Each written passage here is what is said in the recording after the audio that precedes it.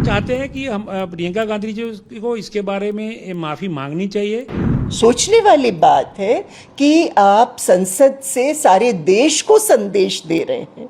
लोग देखते हैं कि हमारे सांसद कैसे बात कर रहे हैं, फिर उसी तरह से लोग बात करते हैं। तो जब ऐसी असंसदीय भाषा का उपयोग किया गया तो प्रियंका गांधी के अगेंस्ट सब शिक्षाविदों ने एक सोच रखी। लग रहा था कि वो पार्लियामेंट में डिबेट नहीं कर रही हैं, किसी का उपहास उड़ा रही हैं या मजाक उड़ा रही हैं। हाल ही में संसद में प्रियंका गांधी वाड्रा जी ने जो भी उद्बोधन किया वो ऐसी व्यक्ति के लिए है कि जो हमारे देश की एक प्रतिष्ठित रिसर्च इंस्टीट्यूट के साथ जुड़े हुए हैं, उनके डायरेक्टर है, उनका रिसर्च कम्युनिटी में एक अपना एक नाम है और उनके बारे में उपहासजनक टिप्पणी करना वो हमारे पॉलिटिशियंस के लिए शोभा नहीं दे रहा है। शिक्षा संस्थान जो है वो अपनी तरह से भारत के विकास के लिए काफ़ी सारे प्रयत्न कर रहे हैं और ऐसे समय में आईआईटी जैसी संस्था के डायरेक्टर के बारे में उपहासजनक टिप्पणी करना ये बिल्कुल अयोग्य है और मैं उसकी घोर निंदा करता हूँ। हमें ये भी देखना पड़ेगा कि उन्होंने जो काम किया है समाज के लिए, रिसर्च का जो आउटपुट हमें दिया हुआ है और उसको समझे बिना उनके बारे में एक उपहासजनक टिप्पणी करके अपने आप को एक अच्छा दिखाने की जो कोशिश की जा रही है वो बिल्कुल एक्सेप्टेबल नहीं है। और हम वाइस चांसलर्स के हमारे ग्रुप में भी उसके बारे में काफ़ी सारी चर्चा कर चुके हैं और मैं भी उसमें एक सिग्नेटरी हूँ कि ये जो टिप्पणी की गई है वो योग्य नहीं है और समाज में उससे एक अपने राजकारणियों के बारे में जो छाप है वो बहुत गंदी छाप हो रही है।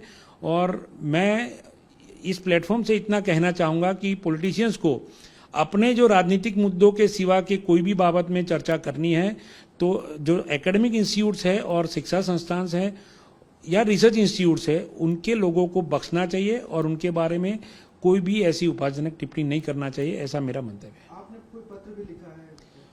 हाँ, हम सब वाइस चांसलर ने मिलकर एक पत्र लिखा है जिसके बारे में ये प्रियंका गांधी जी के स्टेटमेंट में की घोर निंदा की गई है और उनको ये सीख दी गई है कि भाई आप शिक्षा संस्थान और रिसर्च इंस्टीट्यूट्स के जो साइंटिस्ट हैं उनके बारे में अगर उनको समझ नहीं सकते हो तो उनके बारे में कोई भी टिप्पणी न करे और शिक्षा संस्थान को बख्श दे। कितने लोगों ने पत्र लिखा और किसको पत्र लिखा? पत्र प्रियंका जी के नाम से उद्बोधित करके लिखा गया और करीब 250 से ज़्यादा वाइस चांसलर्स में उसमें साइन करने के लिए अपनी सम्मति दर्शाई है। इसमें आगे कुछ आप करने वाले हैं? इसमें जो हमारे वाइस चांसलर्स के जो ग्रुप है उसमें हम लोग चर्चा करेंगे और उसके बारे में जो भी एक्शन लेना डिसाइड होगा वो हम उसके हिसाब से काम करेंगे। आपकी क्या मांग है? उस प्रियंका गांधी से मांग है? हम इतना चाहते हैं कि हम प्रियंका गांधी जी को इसके बारे में माफ़ी मांगनी चाहिए और भविष्य में ऐसा कोई उद्बोधन नहीं करे, उसका ऐसा एक एटलीस्ट उनको बोलना चाहिए संसद में कि ये हम जो टिप्पणी थी वो ठीक नहीं थी और मैं उसके बारे में माफ़ी मांगती हूँ और भविष्य में ऐसी टिप्पणी नहीं करेंगी, ऐसे हमें आश्वासन देना चाहिए। नहीं, आचार्य कामकोटि जो हैं पिछले 4 दशकों से वैज्ञानिक सोच और वैज्ञानिक अनुसंधान के लिए समर्पित उनका जीवन है। उनका जो शोध है उससे देश का नाम रोशन हुआ है, सारी दुनिया में देश का नाम रोशन हुआ है। तो इतने हल्के रूप में उनका मजाक उड़ाया जाना और वो भी संसद जैसे मंच पर श्रीमती वाड्रा द्वारा, ये मैं समझती हूँ कि बिल्कुल गलत है। और शिक्षाविदों को इस प्रकार से विभक्त करना, लेबल करना, उनके जीवन भर की तपस्या को नकार देना, ये बिल्कुल ये बहुत ही नकारात्मक काम है। 215 लोग शिक्षाविदों ने ये पत्र 215 से अधिक लोग हैं जी। शिक्षाविदों ने जो पत्र लिखा है जी, इसमें जो संसद की मर्यादा है, जो संसद की बयानबाजी है, उसको लेकर आप क्या कहेंगे? एब्सोल्युटली, आप देखिए, I mean day to day functioning of the parliament, we look up to the parliament and see the kind of language that has been used, particularly in this case. सोचने वाली बात है कि आप संसद से सारे देश को संदेश दे रहे हैं। लोग देखते हैं कि हमारे सांसद कैसे बात कर रहे हैं, फिर उसी तरह से लोग बात करते हैं। अगर आप अपने गुरुओं का, अपने आचार्यों का, अपने शोधकर्ताओं का सम्मान नहीं करेंगे, उनके काम का सब आप असहमत ही कर सकते हैं। ऑफ कोर्स ऐसा तो होना ही चाहिए। किसी भी वैज्ञानिक समाज में, वैज्ञानिक सोच के तहत हम किसी से भी अपनी असहमति व्यक्त कर सकते हैं, करना चाहिए। उस मुद्दे के पक्ष और विपक्ष में जो भी बातें हैं वो सामने रखनी चाहिए, सच्चाई सामने आना चाहिए, लेकिन उपहास उड़ाना गलत है। दूसरी बात जो मुझे कहनी है कि वो गाय को आप एक मजाक का विषय बना करके, कितनी ही सारी दवाइयां हैं जो कि एनिमल प्रोडक्ट्स से बन रही, ऑलरेडी बन रही हैं, तो इस तरह से गाय को एक अलग से पिन पॉइंट करके और उसको एक उपहास के रूप में प्रस्तुत करना, ये भारतीय संस्कृति नहीं। उद्देश्य क्या था सभी का ये पत्र लिखने का? उद्देश्य ये है कि हमारे बीच के आचार्य हैं, हमारे परिवार, हमारे अकादमिक परिवार के सदस्य हैं, आदरणीय सदस्य हैं प्रोफेसर कामकोटी। आज उनका उपहास उड़ाया गया है, कल किसी और का उपहास उड़ाया जाएगा, गलत है। This remark of the honorable member of Lok Sabha, Priyanka Gandhi, allegedly against Professor Kamakoti is not only sarcastic but also insultive to the very spirit of scientificism. She remarked that he was an expert on cow urine, and while making such remark, the body language of the honorable member was such that one could easily conclude that the honorable member was biased against the ancient Indian Hindu culture. Not only this, any scientist proposes hypotheses, and those hypotheses are open to test. So far as Professor Kamakoti's work is concerned, he is a accomplished computer scientist, having won recognition not only at the national level but also at the global level. Moreover, perhaps the member is not aware of the fact that one former Prime Minister of India advanced the thesis of own urine therapy. The name of the Prime Minister, as we all know, was late Morarji Desai, and therefore, to my mind, if Professor Kamakoti is proposing the virtues of cow urine, which many people share, any remark against his work is objectionable, not only objectionable but against the very fundamentals of scientific inquiry. He is academically very sound, and he did his PhD MS in computer science and engineering. He has published more than 150 papers and done more than 50 research projects. And it is very unfortunate that Mrs.